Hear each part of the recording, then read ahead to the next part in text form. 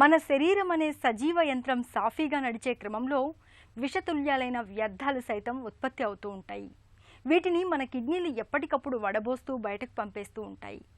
ఉద్దండ పిండాల్లాంటి మన కిడ్నీలు ఏ కారణంగానైనా చతికిల పడితే మన శరీరం మొత్తం వ్యర్థ పదార్థాలతో నిండిపోతుంది. ఈ పరిస్థితి చివరికి ప్రాణాపాయానికి దారితీస్తుంది. ఈ విపత్కర పరిస్థితిని ఎదుర్కొనేందుకు కిడ్నీల్లాగా పనిచేసే కృత్రిమ యంత్రాల తోడ్పాటును తీసుకోవాల్సి ఉంటుంది. ఈ ప్రక్రియని డయాలసిస్గా పిలుస్తారు. డయాలసిస్ గురించి ఇప్పుడు తెలుసుకుందాం.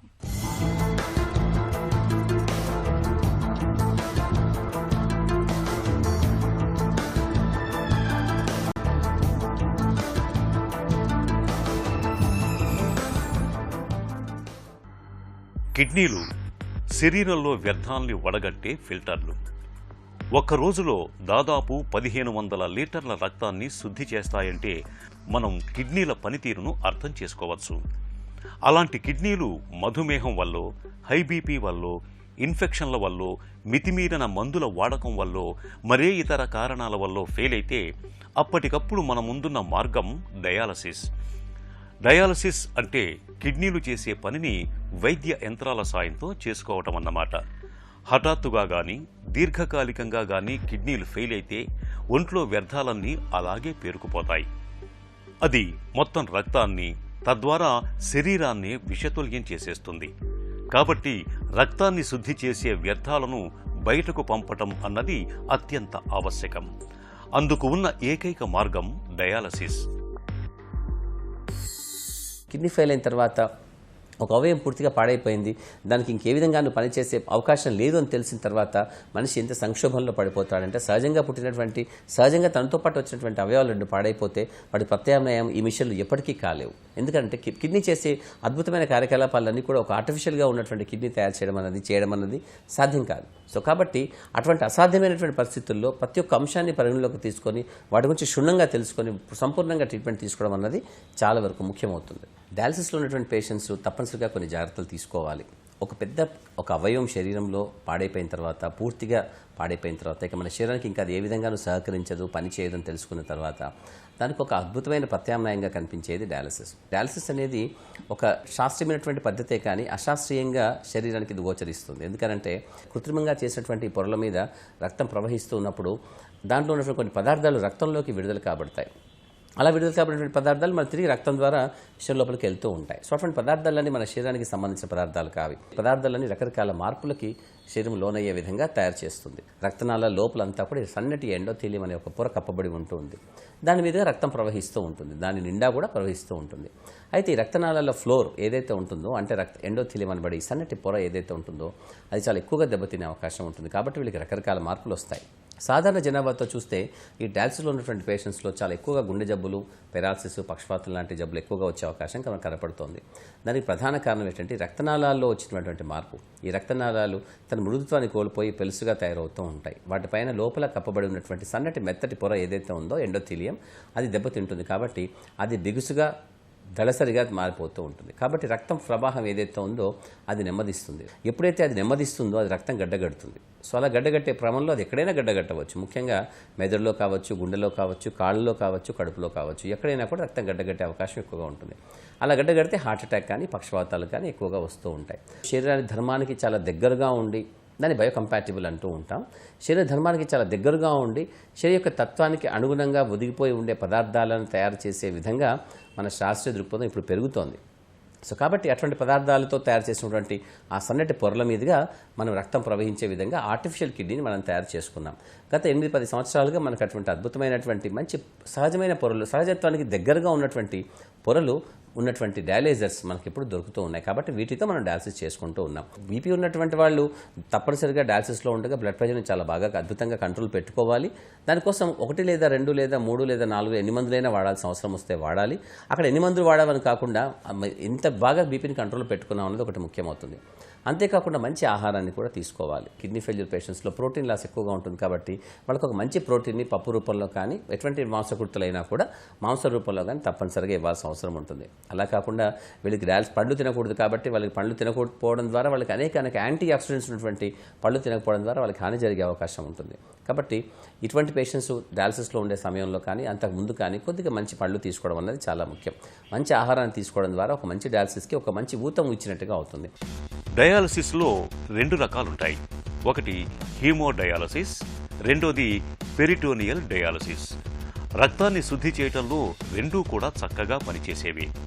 ఎవరి సౌలభ్యాన్ని బట్టి వారు ఈ రెంటిలో ఏదో ఒక డయాలసిస్ ప్రక్రియను ఎంచుకుంటారు. అయితే డయాలసిస్ జీవితాంతం చేయించుకోవాలా అన్నది అందరినీ వేధించే ప్రశ్న.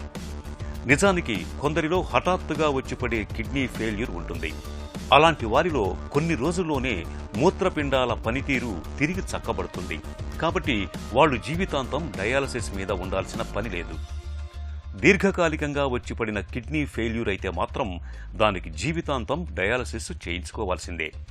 డయాలసిస్ కాదనుకుంటే మాత్రం దానికున్న ఒకే ఒక ప్రత్యామ్నాయం కిడ్నీ మార్పిడి శస్త్రచికిత్స. ముఖ్యంగా ఈ కిడ్నీ అనేది ఎముకల యొక్క స్వభావ స్థితిని మార్చడానికి అనుగుణంగా ఉన్న పదార్థాల ద్వారా ప్రభావితం అవుతూ ఉంటుంది. లేదా కిడ్నీ యొక్క పనితనం వాటిని ప్రభావితం చేసే అవకాశం కూడా ఉంటుంది. కాబట్టి ఎప్పుడైతే కిడ్నీలు 2 పాడైపోతాయి అటువంటి మార్పులు చాలా ఎక్కువగా శరీరంలో జరుగుతూ ఉంటాయి. ఆ మార్పులన్నీ కూడా చివరికి అన్ని ఎముకలు కూడా కొన్ని మార్పులకు లోనే అవి పాడైపోయే అవకాశం, ముఖ్యంగా అవి చాక్పీస్ ముద్దల్లాగా పెలుసుగా తయారయ్యే అవకాశం ఎక్కువగా ఉంటుంది. కాబట్టి చాలా సులభంగా ఫ్రాక్చర్ అవుతూ ఉంటాయి. సో కాబట్టి ఇవన్నీ ముందు నుంచి మనం జాగ్రత్తగా పెట్టుకోవాలనుకుంటే కిడ్నీ ఫెయిల్ అయిందని తెలుసుకున్న మొదటి నుంచి కూడా కొన్ని ప్రత్యేకమైన మందులు జాగ్రత్తగా వాడుకోవాలి. కేవలం డయాలసిస్ అయిన తర్వాత మాత్రమే బాగా ఉండాలనుకుంటే కుదరదు. డయాలసిస్ అవుతుండగా ఇంకా అనేక మార్పులు జరుగుతూ ఉంటాయి. వాటికి తోడుగా కొన్ని ప్రత్యేకమైనటువంటి చెడు ఒక డిస్ట్రక్టివ్ ప్రాసెస్ జరుగుతూ ఉంటుంది అక్కడ. సో దానికి తోడుగా కొన్ని మార్పులు జరుగుతాయి. కాబట్టి మనం మందులు ప్రత్యేకంగా వాడుకోవాల్సిన అవసరం ఉంటుంది. ముఖ్యంగా ఫాస్ఫేట్ని తగ్గించే అవకాశం ఉందో లేదా చూసుకోవాలి.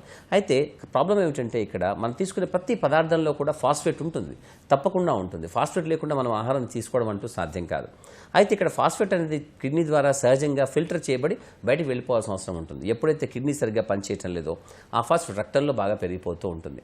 అయితే ఇక్కడ మనం తీసుకున్నటువంటి ఆహారంలో ఉన్నటువంటి ఫాస్ఫేట్ని తీసివేయాలి అనుకుంటే ఆహారంతో పాటుగా కొన్ని ఫాస్ఫేట్ని దొరకబుట్టుకొని వాటితో పాటుగా బయటకు తీసుకెళ్లిపోయే అవకాశం ఇచ్చినటువంటి మందులు మనం వాడుకోవాల్సిన అవసరం ఉంటుంది. వాటిని ఫాస్ఫేట్ బైండర్స్ అంటూ ఉంటారు. ఒకవేళ ఫాస్ఫేట్ బైండర్స్ లాంటి మందులు వాడినా కూడా ఫాస్ఫేట్ అనే పదార్థం రక్తంలో ఇంకా బాగా పెరిగి ఉంటే దాన్ని తీసివేయాలనుకుంటే కూడా మళ్ళీ డైలీ నాక్టర్నల్ హీమోడయాలసిస్ అంటాం కదా, ప్రతిరోజు కూడా రాత్రిపూట 8 నుంచి 12 గంటల ద్వారా అక్కడ డయాలసిస్ చేసుకుంటే కూడా ఫాస్ఫేట్ యొక్క అవసరం, ఫాస్ఫేట్ బైండర్స్ యొక్క అవసరం మనకు కనిపించదు.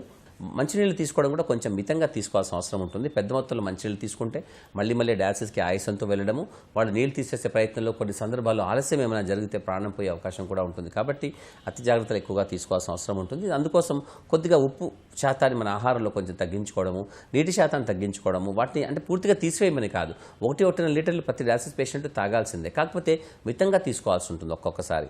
సో ఇవన్నీ జాగ్రత్తలు తీసుకోవడం ద్వారా మంచిగా ఉండవచ్చు. అత్యంత ప్రమాదకరమైనటువంటిది డయాలసిస్ పేషెంట్స్లో ఉండేది ఏమిటంటే వాళ్ళ రోగనిరోధక తక్కువగా ఉంటుంది. కాబట్టి వాళ్ళకి ఇన్ఫెక్షన్స్ వచ్చే అవకాశం ఎక్కువగా ఉంటుంది.